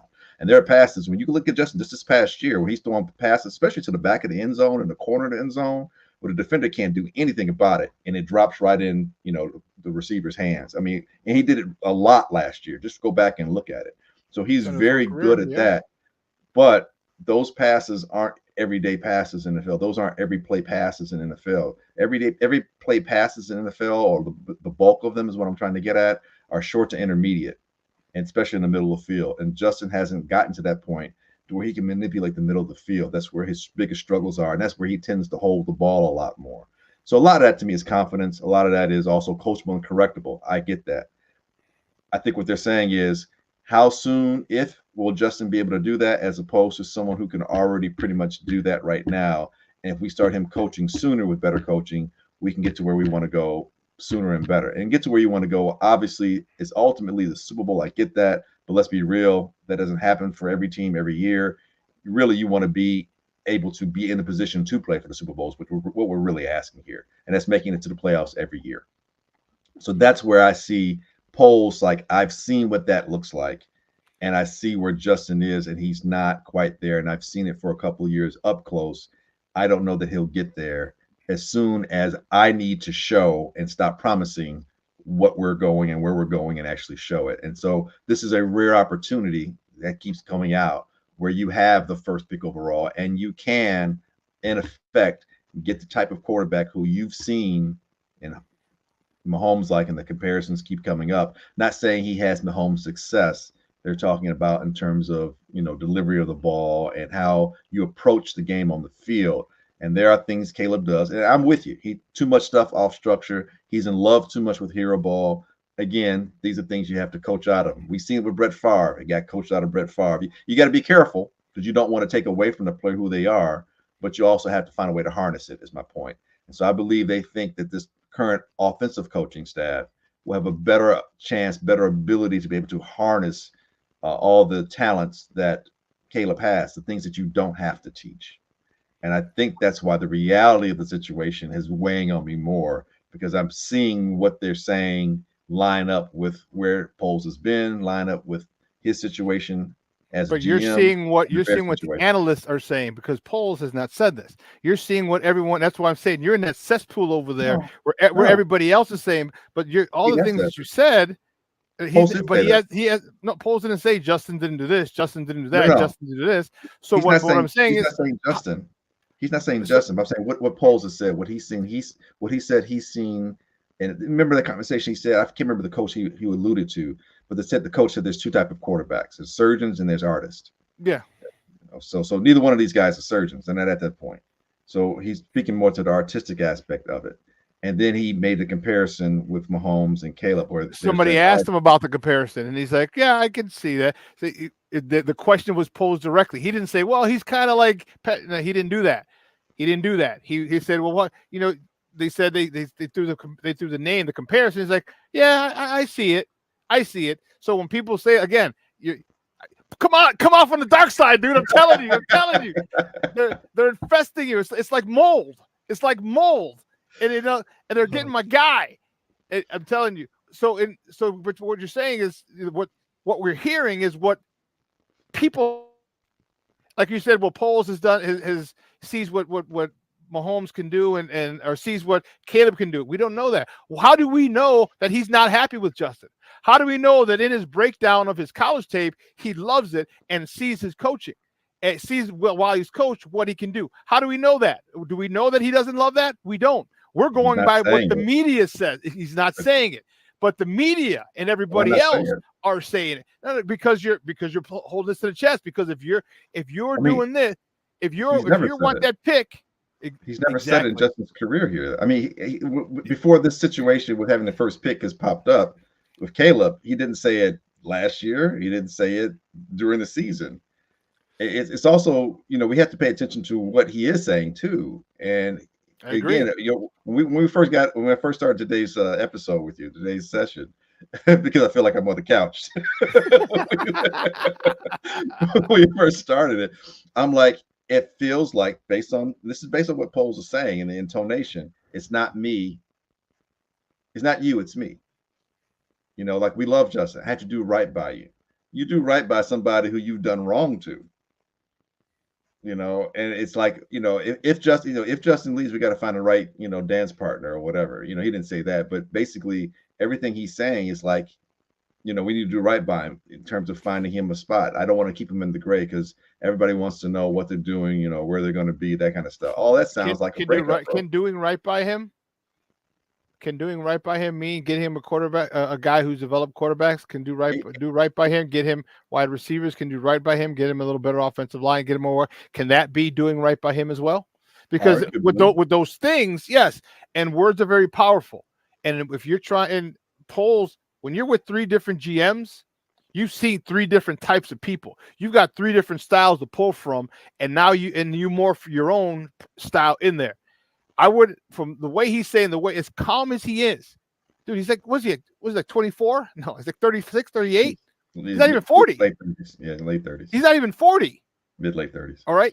So he's been coached. And I can tell you this, he's been practicing as much. Remember he said how they'll do it like a million times. They'll go through how many mock drafts. I guarantee he's gone over every single question. His body language, I'm telling you, this is a master's class. If you never got a master's, you are watching someone teach a master's class on how to be a GM. Here's the one thing that comes up to put a fly in the ointment of what you're saying, and this is out of Poles' mouth. Timelines. He keeps talking about timelines. There's no rush on anything with Caleb at this point. The draft isn't until the end of April. The only timeline that matters at this point is the draft. And if Caleb decides to go with Justin, then Justin will be the guy. If Caleb decides to go with Poles, then Poles will be the guy. If Poles decides to go with Justin, then Justin will be the guy. is trading for Justin, because you can wait up until the draft night to make your trade. So there's no rush on that. The only timeline that matters is getting compensation for Justin. It needs to line up. Because that becomes difficult. And I'll say this, everything you're talking about, all the mock draft scenarios, it just reminded me of the Avengers movie, you know, the end game when Doctor Strange looks at Iron Man and goes, just what? This is it. You got that one chance. And I don't know when that one chance is going to show up, but it's probably going to look like something when Thanos has all his armies coming at you, and it looks like, you know, it's at the end of it all. So I you know, being facetious in saying that, but timelines, the only timeline that of significance at this point that really affects anything you're doing, and it does it only in the sense of you getting some kind of compensation, is with Justin. There's no rush for anything else anywhere else. There isn't. It just isn't. You hold too many cards in your hand at this point. So what are you rushed about? You get the first pick overall. What are you rushed about? You got 2 top 10 picks. What is your hurry? What timeline is affected by that? It's not the combine. Everybody's running around in shorts, and the guys who are passing the ball aren't even there passing the ball. Here's the thing with that. When people think that they can still get that number 1 deal, the timeline, he's putting it out there saying, thanks, Mitch, he's 38. Yeah, I know, 37, 38. Yeah. His uncertainty is what's creating the FOMO. Okay, like the fear, his uncertainty. I don't know if it's Justin. I don't know here, that whole thing. And other people saying, okay, if he trades Justin, all right, then he's taking that number 1 pick. Since he hasn't traded Justin, we still got a shot at that number 1 pick. We still got a shot because he hasn't traded Justin, because he hasn't allowed him to go look at seek a trade. Because if he goes to seek a trade, then you know he's keeping the pick, and there's nothing we can do because he's going off quarterbacks. But since he hasn't allowed Justin to go seek a trade, guess what? Those 2 things are an option. I can still go offer him, and they have to offer him to other GMs to do their due diligence. Like, nope, sorry, we're keeping it. Let's say Justin isn't traded. Let's say Justin isn't traded. You still have the number 1 pick. You still available to you. Let's say Justin is traded. You could still make an option, but that's what I'm saying. It's like the timeline thing revolves around Justin, not the pick. Why he doesn't have to wait for anybody. The longer you wait to trade Justin, sorry, look, if you traded Justin 3 weeks ago, you might have got more than what you may get now. Which further leads my point. Why wait? Because if you're building through the draft, if you're going to build through the draft, then you want as much for Justin as possible. The longer you hold on to him, the more other people make plans. Like, okay, this is out. I can't do that. You're not telling me one way or the other, so I have to pivot and go somewhere else. That's the timeline thing. Because the timelines, because they still had to vet Caleb. They still didn't know enough about Caleb early on. So it makes sense that they would make the trade. But now the people, everything's in the air. Now people are like, okay, I don't know what's happening with Justin. He just talked to Caleb. My last shot is boom. I'll give you this. All right, I'll give you. What if he likes Caleb? I got to come off of more picks to get that number 1 pick. I got to come off more picks because he hasn't said anything yet. That uncertainty. No, okay. I just think that it's stop letting all those poisonous people over there, baby. I'm telling you, dog. I'm telling you. It's clear. I can see clearly now. The rain is gone. I'm telling you, it's more because of Poles, dude. Nothing anybody around me has really said anything, because I'm like with yourself. I'm like, no, because it just makes more sense, because the money thing never made it. The resetting the rookie contract in of itself never made any sense to me. Because I'm like, dude, there's so many other ways your money's going to be there. That can't be the issue. So what? Tell me something else. Yeah, Tell me something else.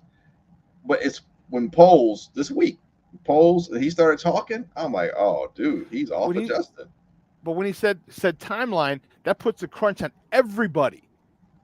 Because I have to decide what I'm going to do. his uncertainty. So if you're a GM who wants the number 1 pick and you're like, damn, he wants to get this done.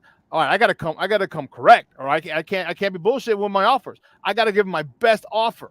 He wants that now. Again, why would you not trade? Because then people didn't want Justin 3 weeks ago.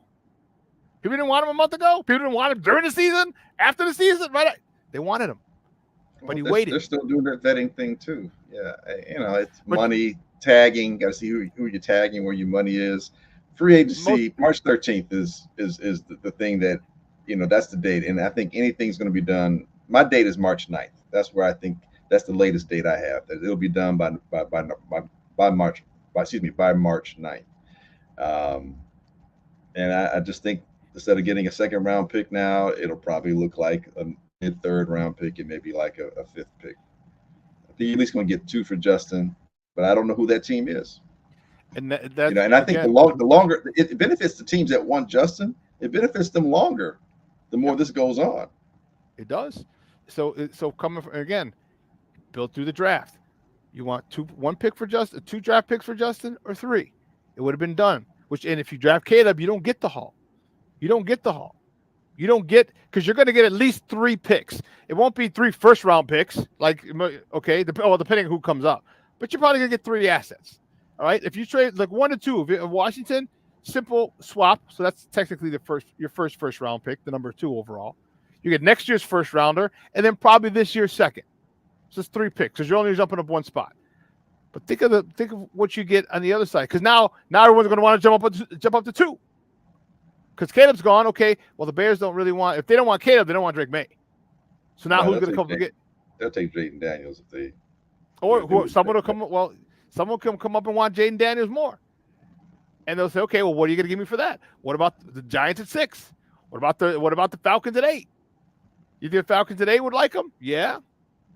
Because you want Justin, or do you and pay his $20 million, or do you want another guy? Another guy that you got for 5 years. This is horrible. Dude, I feel you. Look, at the end of the day, I hope he stays. I really do, and I hope that the Bears, not just for Justin's sake, but I hope he stays because that means that the Bears have truly invested in someone, and I think that will pan out over the course of not just this decade, remaining of this decade, but going into the next one and beyond even Justin's playing days. I said a long time ago, the Bears have an opportunity here, whether they do it or not, but they have an opportunity here to be like the Pittsburgh Steelers, to be like the Ravens, to be like how the Chiefs are now, to be like how the Packers have been, where you set up enough of a structure and a foundation that your success is continual. And you're not going to win a Super Bowl every year, but damn, the Steelers have won how many Super Bowls? 6. The 49ers, right? The 49ers have proven that they're in the mix. They had Garoppolo, and now they have Purdy, and they made it to the Super Bowl. And them losing had less to do. Mahomes definitely had a factor. I'm not saying he didn't, but a lot of it had to do with the coaching staff kind of screwing themselves. I mean, and Shanahan should have 3 Super Bowl rings. I mean, you have a lead in 2. He had a lead all 3 Super Bowls that he was a part of. As the OC for Atlanta, and as the head coach OC for the 49ers the last 2 times. You had double-digit leads, and you lost them. I'm not, Mahomes is great, but you helped him along the way is my point. But my point is, what I'm trying to get at is that there's structure. A lot of these teams that I'm pointing out have structure in place so that even whether or not the likelihood of you getting a Mahomes is rare because he's already out there. So it's not like there's another one under every door, behind every door that you open. It just isn't. Mm-hmm. So what can you do to be successful continually? Well, those things you can have more effect on a consistent basis, and that's acquiring talent and then being able to be in a situation where if you need to matriculate and move on from the talent, you can do so, but you're still getting some access to other talent. That's what Belichick did all those years. He took advantage of Brady keeping it low, but for 20 years, he kept turning around the talent, and they kept winning. So I'm just saying we're in a situation where that can happen, and this pick can be because here, to your point, if they make the trade, let's say Washington gives them a haul, right? Washington is not going to be good the following year. You're going to get another top 10 pick, maybe even a top 5 pick. Exactly.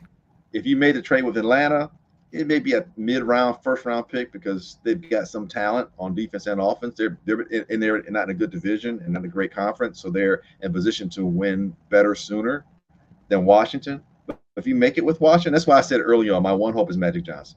That he keeps pushing it. That this is my one right here. This is my one.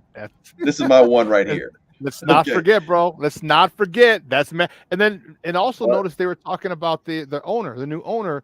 The majority owner was in all the meetings with the quarterbacks. He was in all the meetings, dude.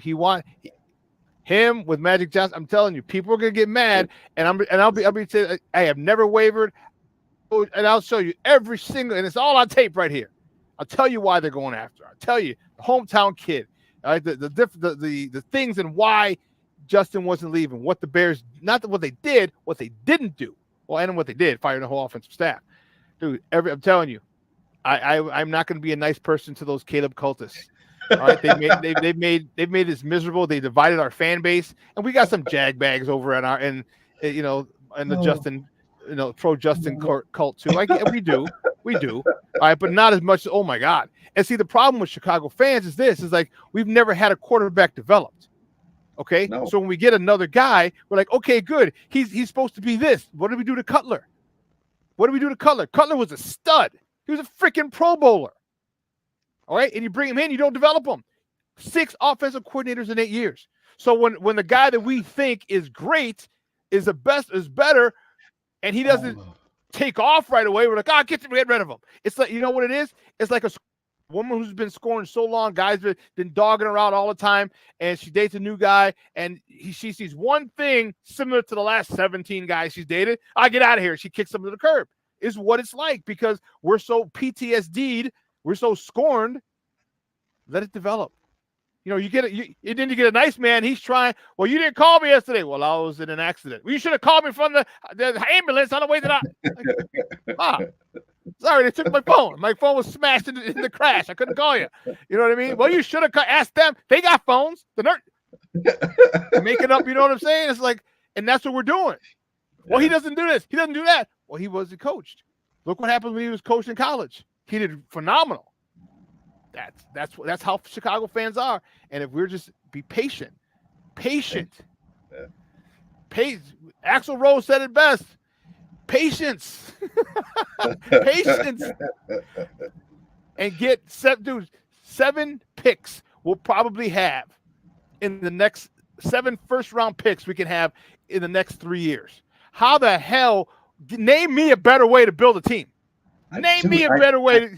I don't. And that's why Poles knows this. And Poles sees it. So you're going to tell me you're going to turn – because if you miss on Caleb, and you could have had another 3 first-round picks, and you mentioned it. What happens if Washington sucks again next year and they get the number 1 pick?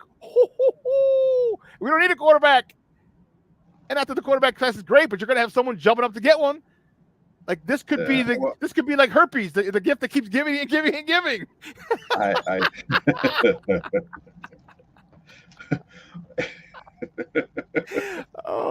telling you, dude, all your arguments are similar and run step with all the logical reasons why trading down makes so much sense. I mean, logically. I've heard so many logical reasons, and when I say so many, I'm talking like different ways of looking at different angles, but all leading to the same point being you put yourself in a situation to have as much flexibility and viability, both fiscally and roster-wise, going forward, regardless of who the quarterback may be. And the other argument is there aren't as many, but the pointed ones, you're passing on talent, blah, blah, blah. And the thing could be, Caleb could be the right talent. He could be the right talent, but he could have the wrong injury. And then where are you? Because you won't have the draft right talent and not have enough talent around him. No, but what I'm saying is he could be the right person. You can have burgeoning talent. Everything could be moving forward, but if he has the wrong injury, meaning a career-ending injury, then where are you? Because you won't have the capital. The way we're talking, you can mitigate a lot of different things that don't go your way. You can't predict. The football is the most pernicious sport that's out there because injuries can derail things. People making off the field mistakes. Just look at the Raiders. You know, they got dismantled real quickly by two people making really bad decisions. You know, people, money, attrition, just regular natural attrition of the NFL in terms of players wanting money, and then you have an affordability for them. All these things make it, you know, very difficult to navigate the choppy seas. So how do you best navigate that? Build a bigger, better ship sometimes, you know, something that can withstand the turbulence of an NFL season from season to season. And it seems, and if someone said it, I think Squalls, one of the guys watching today, said, you know, drafting Caleb is a CYA move by Poles. And at the end of the day, as much as I like and respect what Poles has done, he's still human. And at some point, humans are going to human things up. And sometimes they do things that aren't based on our logic or how we see it, but based on the situation that they may find themselves in. You know? No, I could see that. So it could be a CYA move. It really could be. And that it may come, sometimes it may come down to that. You know, it seems, you know, belittling in a way to say that, you know, that's where he has to go, but that's a reality. And all of that, but again, for him as a GM, the CJ Stroud thing, again, I hate when people say you pass on him. I'm like, dude, whatever. No one was looking at CJ Stroud like he's, you know what I mean? And then he went to a great situation. He went to a great situation. That's the most important thing. No doubt. But I'm saying it would have been tough for the Bears to draft a guy that sat behind Justin Fields. And say that I'm bringing in a guy that sat behind Justin Fields. He's going to be your new guy. And it'd have been a little difficult to pull it off. They probably would have taken Bryce Young, you know, Bryce. But anyway, my point being, without getting sidetracking too much, is that, you know, he would have to rue the day that passing on Caleb, you know, the whole Bryce and CJ Stroud and, you know, Justin Fields not developing, all these things, if it doesn't work out, that how much, and I'm saying he's worried about how much that's going to look, but you have to factor in part of that being a realistic situation he may put himself into. And so you're probably you're trying to put not just the organization, but you're also trying to put yourself in a good situation to succeed too. And maybe he sees this as the best way for him to succeed, whether we agree with it or not. That is also, unfortunately, a reality that we may have to deal with, and that at this point looks like it's moving that direction. That being said, at the end of the day, the far, far end of the day, because I had about 2 end of the days already with you. At the far, far end of the day, at the end of the week, what you about the day? I'm like, at the end of the week. Hey, Ricky Bobby, at the end of the month, at the end of this decade. But at the end of the week, you know, I would really like for the Bears to invest in their talent, to invest in not just Justin Fields, but invest in the Bears' future. And I think this first pick gives you the most latitude to do that. And so we'll see. But it's not looking good. But I'm holding out. I'm like this. I'm Dr. Strange right now. It's like fruit. All right, when one's rotten, all the others start to spoil. They get rotten. You gotta get out of that bag, bro. You gotta get out of the bag. You gotta hang with your boy. You need positive reinforcements. Dude, everything you said says he's coming back. Everything, because and people you'll see it for what you want, because they want the new toy. Like, hey, Justin to develop. Well, develop him, stupid. But what did they do? They went and got a guy who developed quarterbacks. And none of those quarterbacks that he developed were rookies. Yeah. None of them. Yeah, Russell Wilson. Not that he didn't develop Russell Wilson, but Russell Wilson still had a good year with him. And then he developed Geno. We know damn sure Geno wasn't a rookie. And Geno came back on the scene. And then not only did you do that, you got Joseph, which is cool, but you got the Brown. You had the guy who's interviewing for the offensive coordinator position. So when Waldron gets a head coaching gig, which he will, if he coaches Justin and Justin has anything over 3,500 yards, he's gone. He's got a new head coaching gig. So what do? You want continuity? Bring in a guy who's already in the building, and you don't have to worry about no terminology change, no nothing. Boom. So but other people say, well, now they could do that with Caleb. You're right, they could.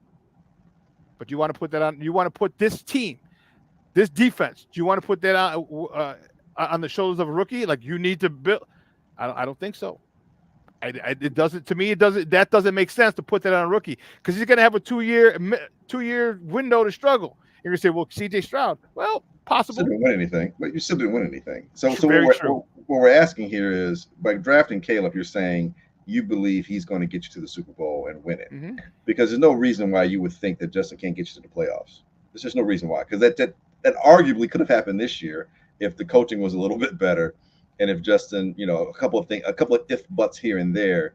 I mean, you're close enough to being 10-7, So you're trending up, is my point. Even with Justin, you're still trending up. So it can't be to get to the playoffs, because you can still see that with Justin. It's got to be that you believe Caleb is that much better and he can get you to the Super Bowl. Otherwise, why are you moving on from Justin? Yeah, no, I agree. And that's the argument people say. For them, I'm like, well, what did he win? What did he win? What did he? My thing is, like, if he's generational, that means, first of all, he's getting a gold jacket. Like, he should get a gold jacket instead of a hat when he goes up to the stage. And secondly, if you're I've seen generational talents beat better college teams. I've seen Barry Sanders. I've seen Michael Vick. Michael Vick plays the same position as this dude. All right, and he damn near beat University of Miami by himself. All right, but he's beat people by himself. But in that, it was Florida State. No. I'm saying, because again, I remember him just running away from Miami DBs. Oh, okay. And they're just like, damn, they couldn't even. If you run away from Miami DBs, dude, you got a rocket pack in your ass, dude, because those jokers are fast. And I'm like, but so if he's generational, why can't maybe the team thing, because it doesn't work for Justin, but the bad team thing holds water. You get a bad USC team, and I don't know, you're USC, but that's okay. But then why couldn't you beat one of those ranked teams? If you're generational, why couldn't you beat one? Because like I said, I've seen Barry Sanders. You've seen Barry Sanders just run by people in college. You've seen Michael Vick in college. We've seen generational players. They've won games that they shouldn't have won because of their ability. That's it. But then they're like, well, exactly, because you can't now. Well, most of the games that USC won probably this year, you probably said they could have lost if it wasn't from Caleb. So maybe that's where he showed his, kind of like Cutler. You're like, hey, any game Vanderbilt won, it was because Cutler kept you in it. You're not going to beat Alabama, but you can probably beat Mississippi State. You can beat Ole Miss. You can maybe get Auburn, catch them up here and there. Man, you could talk football forever, but I got to run. I appreciate your time as always, man. Thank you so much. But before you go, let everyone know where they can find you and your work online and TV. Hey, most definitely here. Whenever Shawn decides he wants to have me on, I'll definitely be on the show. So you can find me on Shawn and Meyer in the morning, no doubt. But reach me on Twitter these days. Real Glynn Morgan at True Glynn Morgan. Easy Smoking the GM podcast. Just go to your YouTube channel, type in Glynn, GLYNN Morgan, and I'll pop up there on Football Night in Chicago, Under Center Podcast, and all other medium streaming possibilities that are out there, man. So just hell, give me a call. I might pop up on your phone as well. Hey, I'll ask you. I'll tell you off the air. Okay. All right. Hey, thanks, Papa. I'll give you a call as soon as we're done. All right. Hey, man, you have a good weekend, and enjoy the warm weather. It's supposed to get warmer this weekend. So. All right, brother. Yeah, right. All exactly. Right, exactly. All right, man. Thank you. Yep. Peace. Guys, that's Glynn Morgan from NBC Sports Chicago just chopping it up with your boy, talking Bears. I'm telling you, Glynn, you got it infested. You got polluted by those people over there. Polluted. It's all right. I'm here to set you straight, Papa. I'm here to set you straight. All these little things that no one wants to look at. All these add them up. Hey, the old thing my guy always said, if you take care of the little things, there are no big things. All these little things that no one wants to look at. Yeah. Well, listen. What a phenomenal show. I want to thank my guy, Glynn Morgan, who you just saw right now, for coming on. Great conversation. It makes you think. It's making you think. And I'm telling you, when it happens, when they don't trade Justin Fields, watch. People be like, oh, but how RyanPoles needs to be fired. He's the worst GM in the history of the what? Mm-hmm. He showed you. He showed you. He told you. And I told you. I gave you hints. I gave you clues. Well, listen, I got to run, but you'll see me later today at 3:00. I'll be here on Shawn on my personal Facebook page. We'll be on our Roku channel. You can watch it on our Roku channel. I'll be with my guy, Nomad, talking more Bears stuff as well. 12:15, we have Second City Sports coming on with Lakina McGee and Sydney Brown. Make sure you tune into that. And then tomorrow, 11 a.m. to 1 p.m. Excuse me, that's a hell of a long show. 11 a.m. to 1 a.m. Tomorrow, 11 a.m. to 1 p.m. The Smoke Fellas are going to be here on Sports Zone Chicago. So for everyone here at Sports Zone Chicago, I'm your boy, the SuperBack, Shawn Sierra. Thank you for tuning in. I will see you later. All right, later today. If you're watching on on a Roku. Make sure you download the Roku stuff. You'll see me with Nomad on our phone. We still got to name that show. We'll get it. Don't worry. We'll get it. All right. Have a good weekend. I'm your boy, the Superback. Sports owners, I love you and I appreciate your support. I'm out.